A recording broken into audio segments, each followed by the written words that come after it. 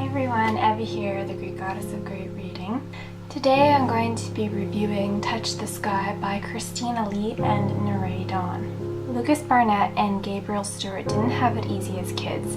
They were only trying to deal with bad situations at home when they became lifelines for each other. Their pipe dream was to someday meet in LA, where Lucas would design skyscrapers and Gabriel would learn to fly.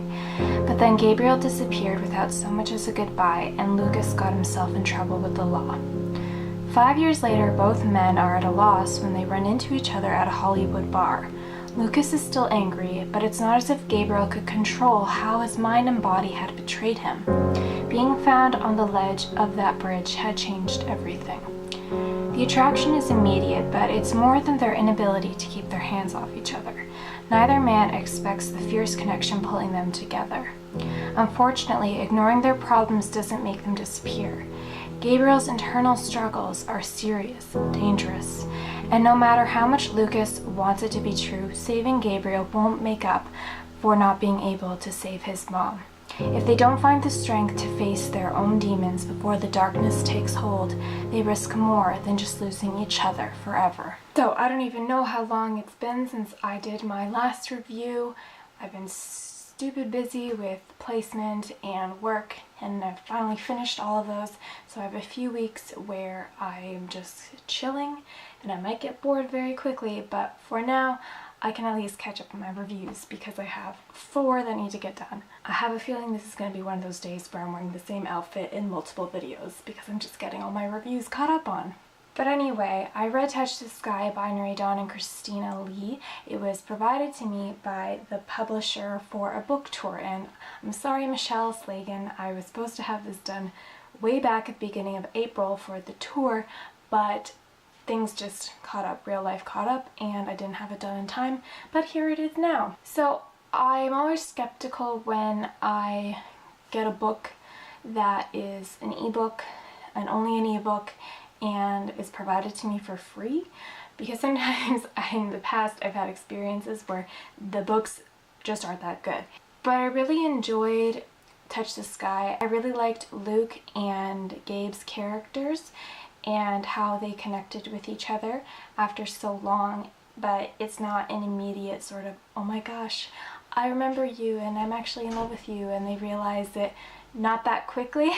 So I liked how the story progressed from the point of them meeting and kind of going from a hate to a betrayal feeling.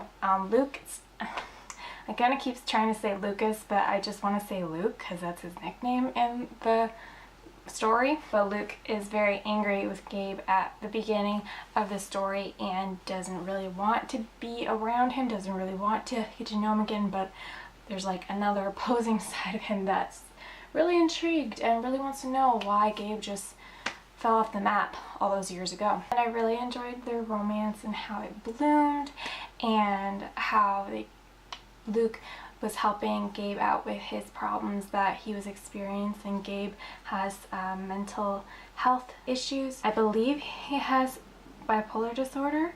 I'm not 100% sure. I'm pretty sure they mentioned it in the book, but it's been a few weeks since I read it, so it's escaping me right now.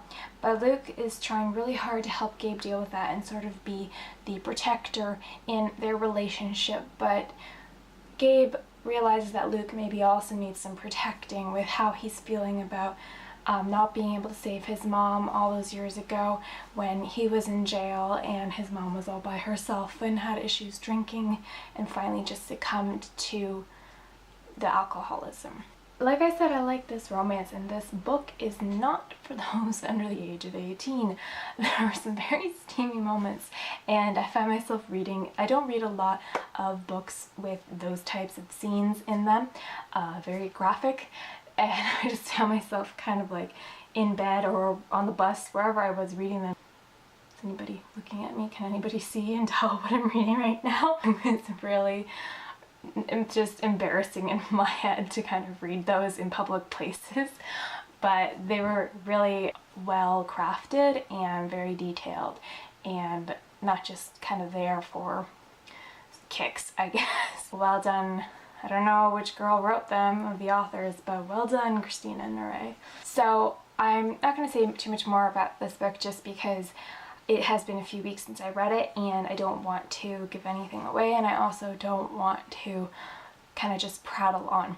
So, suffice it to say, Touch the Sky is a really good book, a really easy read as well. You kind of just want to keep going and going to find out what's going to happen to these two guys and their relationship and where it's going. And I'm glad of how it turned out. That's the only spoiler you're getting. It's very vague, but it's kind of spoilery. Sorry. So if you guys haven't read Touch the Sky, which I believe is the first book in a series called Free Fall by Nyrae and Christina Lee, pick it up. I believe it's on sale at amazon.com.ca, wherever you're from, and enjoy it. I certainly did.